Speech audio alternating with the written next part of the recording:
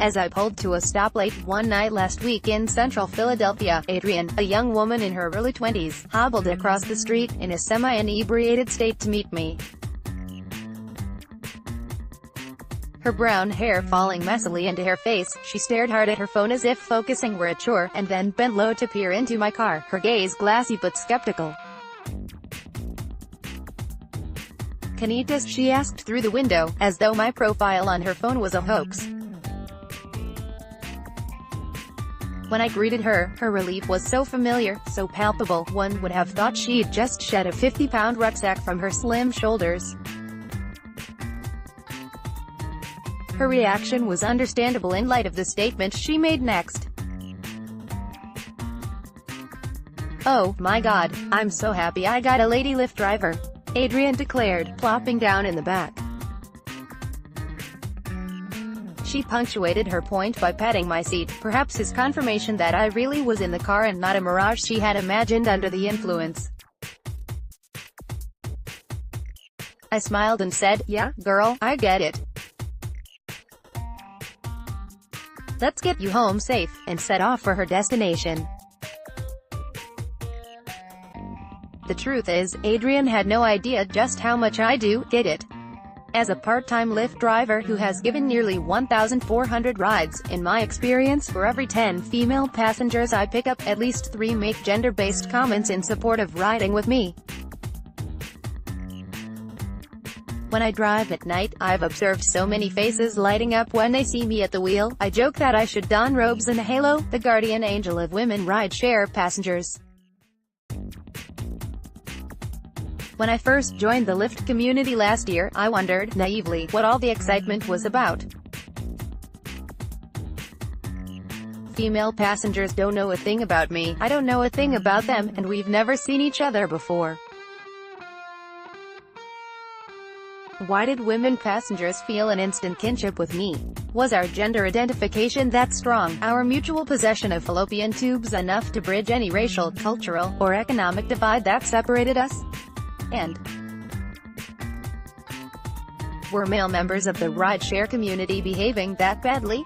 What was going on? Lyft ran background checks on drivers, provided a rating system, and monitored each ride from start to finish via GPS. How uncomfortable could ride-sharing be? The answer caught up with me almost as soon as I turned on the app for my inaugural spin as a driver. In a city replete with big universities such as Penn, Temple, and Drexel, young female college students began sharing their sexually degrading rideshare horror stories with me straight away. My car a confessional, the scenarios unfold the same way. First, I'm greeted with surprise and relief, and then relief morphs into the saddest justifications, story after story of indecent commentary on lewd treatment. One passenger told me that a driver, new to Philadelphia, complained he had no friends and wondered if she knew anyone he could hook up with for sex.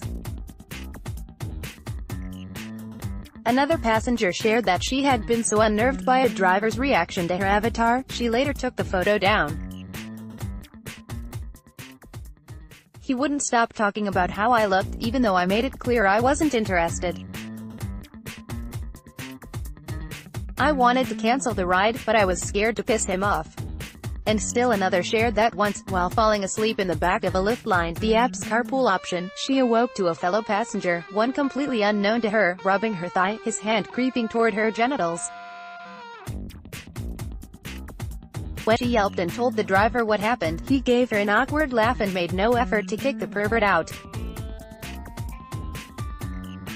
Both Lyft and Uber just announced they would end their policies that forced sexual assault victims to address their cases in arbitration instead of open court.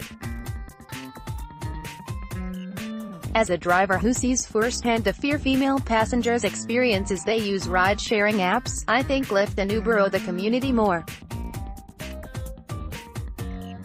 As a show of solidarity, and as restitution for failing women by hiding sexually abusive behavior from the public via the app's confidentiality agreement, Lyft and Uber should immediately create an in-app option that gives female passengers the choice to specifically request female drivers. the number of assaults would plummet instantly, signaling the important role women drivers play in safeguarding the dignity of women passengers. Kenita is a Philadelphia-based writer and literacy activist. She drives part-time for Lyft.